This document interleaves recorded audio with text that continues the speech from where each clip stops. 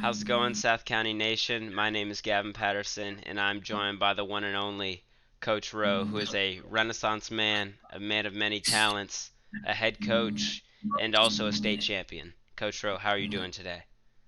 I'm doing well, Gavin. Thank you for the kind words. I hope to fulfill all of those things that you said about me. Well, man, it's good to be here. All right, so we're gonna kind of start it off with a past question about last year and everything that Okay. happened last year. So, what was it like being the coach of a team that won the state championship last year? What was that experience like? I tell people, when I get asked a question similar to this, I've always kind of told people it's one of the best feelings that I've ever experienced, second to getting married to my wife. I mean, it really was because you put in, for myself and for a lot of the coaches on the staff here, and I've been here for 9 years, and I've been a part of a program that's been to or been close to a state championship a couple times, but never got past that last hump and got to the game, let alone won the game. So being able to do that after really grinding for 9 years was extremely fulfilling. And for the kids, the players that were part of that program, those guys they grind just as hard.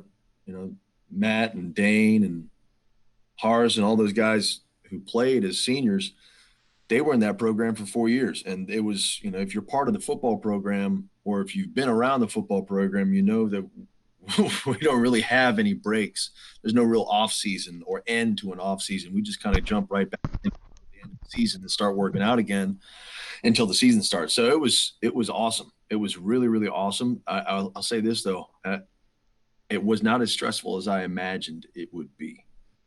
I go back and look at that season, and every week was just another week. It's just another game, and it felt really, really, really calm throughout the course of the season. So it was fun. All right. I feel like you guys had a really good foundation starting off in the beginning, and then you were just able to build on that. And then when you got to the big moment, you guys were prepared and ready to do everything that you've been trained to do.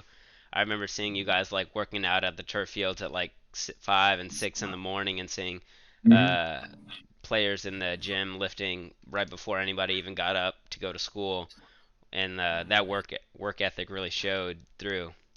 So like when you mention some of your higher level athletes like Matt and Dane that are going on to play in college level, what Mm-hmm. advice would you have for athletes now, especially with these circumstances, to like motivation to keep going, or what's something they could be working on to better themselves when so much things are limited right now? I think the things that players can do to best help themselves if they really, really want to get to the next level and go and play at a college, whether it's Division One, two, or three, the best thing you can do is market yourself as much as you can, whether that's you working out at a field, you taking batting practice as a baseball player, you working on your footwork skills as a soccer player, and being able to show and put out on any kind of social media post or social media platform to these coaches that you want to go play for. Hey, look at me, look what I can do, look at the things that I'm able to do.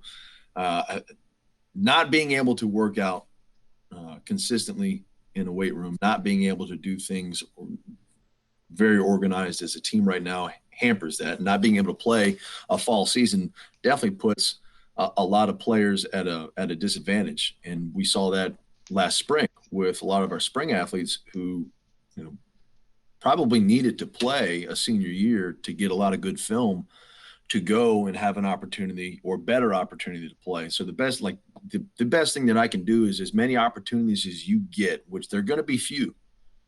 The opportunities that you guys get and will get to showcase your talents and abilities in the situation that we're in right now, they're going to be limited. So the opportunities that you do get, you need to take full advantage of them. Make sure that people see it. Make sure that your coaches know what's going on and know that you're doing it, so they can help you get in touch with and get in contact with colleges. But you're gonna have to go outside of what you typically do and what you normally do and what you're comfortable with doing because it's just a nature of the beast right now. Yeah, so I think I agree that using social media is like one of the biggest tools right now because we can't be in person. So post anything on like you working hard on like Instagram or YouTube or just like Mhm. clips if you have to feel by yourself, which is pretty good. So what's it like? Another question about like the circumstances right now. What's it like being the head coach of such a high level team with the circumstances right now? So when I talked about that state championship year last year being not very stressful at all and being really calm and just things just kind of it just happened, boy, it's the complete opposite. It has been a it's been an eye-opening experience. It's been really, really, really hard to keep up with all the things that change on what seems like a week-to-week basis. I'll put together a plan of workouts or a plan of, this is what we're going to do this month, next month, and next month, and kind of put together a 12-week plan Hmm. I go by, and I'll get it started for about a week, and then I'll have to go back and restart it and plan again and change what we were doing, update what we're doing, and it's been really stressful. However, on top, as stressful as it's been for us, myself and the staff and the players, to get some sense of normalcy about what we do in an off season, as stressful as that's been, it's been really, really encouraging to see the level of participation that I've had from our team. And it's really, really easy. And it's something that we talked about as coaches quite a bit over the course of the summer. And the situation that athletes are in right now, especially high school athletes, but I talked to a couple of college coaches who basically said the same thing was happening with them. The ability of a player to kind of disconnect and not show up because it's really easy. It's really easy to Yeah. just not come. I don't have to see you in class. I don't see you in school. Like I can't like yoink you out of the hallway and go, "Hey man, where you going? We got workouts. What are you doing?" I have to rely on you as an individual being willing to put in the time to work. I have to rely on that piece, and I can't force anybody to show up. You just got to want to show up, and it's been really, really, really, really encouraging to see the level of commitment from this team, given the circumstances. Because very easily could have just been like, I don't want to do that. So it's that part has been awesome. Yeah, I think that shows a lot of character with the players and everybody how committed they are, like individually and together as working as a team. But one of the things I want to also talk about the football team is when we were interviewing Coach Morris, he talked Mm-hmm. about when he first came into the school, he already had in his mind that he wanted to implement the family aspect, but then he also saw it on one of your guys' football shirts. So, Yeah. yeah, so how long have you guys had that implemented in the football program and why did you implement that? So, great question. It's something that we have a lot of pride in on the football team itself, and something that we've spent the better part of 4 years building. Family, or the family acronym that we have on the football team, is an acronym for the set of core values that we have as a team, and it represents focus, accountability, meaningfulness, integrity, leadership, and a yearning to be great. Family, and we developed that out of the things that we have already done and had done leading up to the 2016 season. Is when we first kind of put this into practice. After 2015, we had gone 13-0.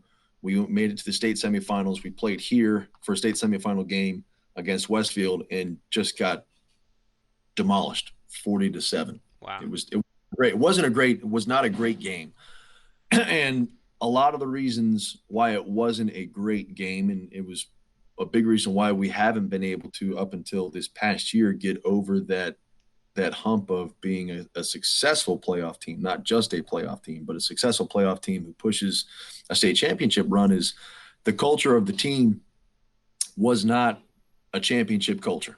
It wasn't. So going through the 2015 offseason into the 2016 year, we sat down as a staff, and it was really a kind of nucleus of coaches that had been in the program for a while, that put that together and developed it based on the things that we already do. Like, we look at ourselves as on the football team as a family, like a lot of sports teams do, like a lot of athletics programs do. You're around each other a lot, so you build a really tight family bond. So we brought that aspect and made it part of who we were officially.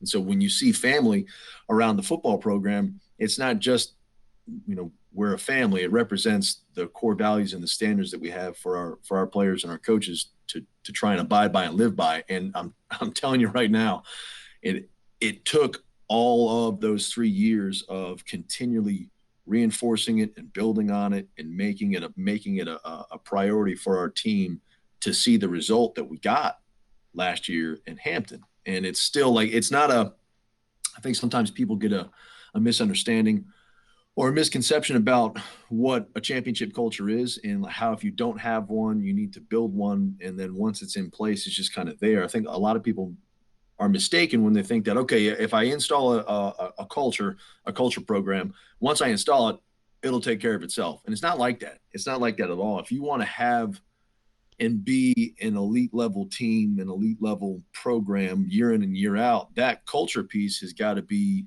continually improved upon, continually worked on, continually reinforced with your players and your coaches. Because as soon as you step back from it and go, we're good, I got that thing's covered, man, it's going to take care of itself. That's the precise moment when you start to have setbacks. And it's not setbacks on the field, not immediately. You'll start to have setbacks in the hallways again. You'll start to have setbacks in the classroom again. You'll start to get more phone calls and more emails from teachers and parents about why is so and so not in class? Why is he not turning in his work? Why is he late? Why is he doing this? Why is he always in trouble?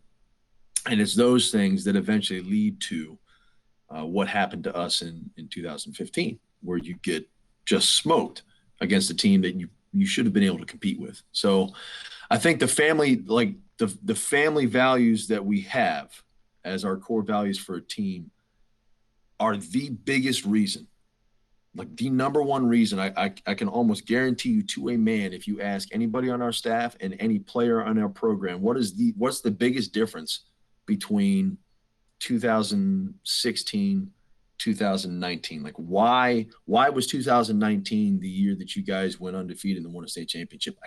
I promise you, every single one of those people will tell you it's the culture system and it's the culture program that we have installed and have continued to install on the team. Wow, that was really good. That'll help a lot of people out in all different kind of sports. I feel like instead of like referring to you guys as like a championship team now, it's more of a team with a championship culture. I feel like because you guys have been building up on that. I didn't know that you guys have been building upon that since 2016 because you guys had that drive from that loss, and then you're like, okay, we got to make some changes. Then you guys Mm-hmm. worked on it for a few years, and then you had a goal, and Yeah. you just did it. No, and it really was like it was a course of 2016, 17, and 18. It took 3 years for that program, that culture program, to really latch on and hold and grab hold of a team. Because in 2016 we were 5-6, barely made it into the playoffs. 2017 we were 6-7, 6-6, a 500 team again. 2018 we made it back into the playoffs and had a winning record again, and then 2019 championship. It does, and it looks like it happens overnight. It looks like you guys, like we got 2016, 2017, 2018. We were okay. We didn't have really great football players, and that was why we weren't winning. And we had some talented guys on all of those teams, all three of those years, that we should have performed better than we did, and we should have been in a playoff conversation a little bit more than we were. And in 2018, you start to see, in my opinion, you start to see that culture program kind of take hold and turn the corner for a lot of these guys. And then 2019, it's like the magic pill, and that's what it should look like. And, that's the kind of level of performance that we want to be at. And it's not just how good of a football player are you, and that's going to determine how great you are. It's how good of a person are you, and that's going to determine how good of a football player you are, and that's going to determine how well you do in a season. So, yeah, it's been a process. Wow, that's really good. So, build to build the athlete you want to be, you have to build the person that you want to be first, and then that'll correlate to the athlete you want to be. 100%. Wow. 100%. And it's not like it, like I say that like I've got all the answers and got it all figured out, and like I'm the shining example, and our coaches are the shining example of what it should be. That's a process for me too. It's a daily wake up and try and be better than I was yesterday. And some days I am, some days I'm not. Some days I got to go back to the drawing board and figure out, okay, what the heck? Today sucked. I got to be better than what I was. And if I am better than I was the day before, I've done something right. Wow, I think I speak for like most of the students when I say this. Like, we want to thank you for like putting in that culture and getting us to that championship and getting us to that experience, because that's something that I know none of the players will forget. And the stands were packed, and all the parents, like people, like my dad was there, and he Mm-hmm. doesn't even, I don't even play football, and he was just there to experience it. I still got my green pom pom and everything, so Yeah. that Yeah. was a really No, well, unforgettable moment. yeah. Well, I'm glad you guys were able to enjoy it. I'm glad you guys were able to come with us and get down there and be a part of that process. And make no mistake, as much work as the football team put in, and as much work as those guys put in, the coaches put in, the success that we enjoyed on the field is a direct result of the success that we have here as a school, and the type of kids and the type of students that we have in our hallways. People like you, people like Sydney Store, people like uh hold on, I'm dropping one. Oh man, he's a track player. Can't remember. Yeah. Zaid? Uh Mm, yeah. Yeah, I mean, I go through the list of people in this school that I know of on a firsthand basis, but just the people that I come in contact every day here in the building when you guys are here, when we have school here, I'm telling you, man, it's why I've been here for 9 years. It's why I don't really want to go anywhere else. wow, that's awesome. So like like mentioning your daily challenges and your like your daily struggles and like everything you deal on a day-to-day basis. I see you like not only like leading everybody, leading the football team to a great success, but then also like having time with one-on-one people like me and like players of the team. And like you can ask like any football player that's been there for like at least a year, they'll say they'll have one favorite memory with you. So like how are you able to manage your time in such a way where you're so effective in so many places at once? It comes down to being able to trust, rely, and lean on the people around you. It's one of the things that I learned pretty quickly when I was in college at the Citadel, that if you don't have and you don't take the time to build a relationship with the people around you, when things get hard or when you get overwhelmed and there's so many things going on around that you can't possibly do them all at the same time by yourself, if you don't have people that you can trust, rely upon, and go to help you, you're going to fail. And it's one of the things that I've tried to do since I got here is build relationships with people so that when I need help, they'll be there to help me. And when they need help, I'm there to help them as well. I think delegating, I say all that to say that delegating responsibility and delegating power and trust to people that you trust to be able to do it, it goes a long way in making the job of talking to kids one on one, staying late, working with people, communicating with families, working with Mr. Morris and Mr. Garner, and setting up schedules and running workouts and putting together practice schedules and grading working classes and running personal fitness classes. Doing all of those things makes it's a lot easier when I have people around me that I can go, hey man, I need help. I need you to help me with this. Can you do this? And it it makes it really, really, really easy to be able to do all that stuff. So it doesn't, like, I look at that and look at all the things that go on a day to day basis with the football program.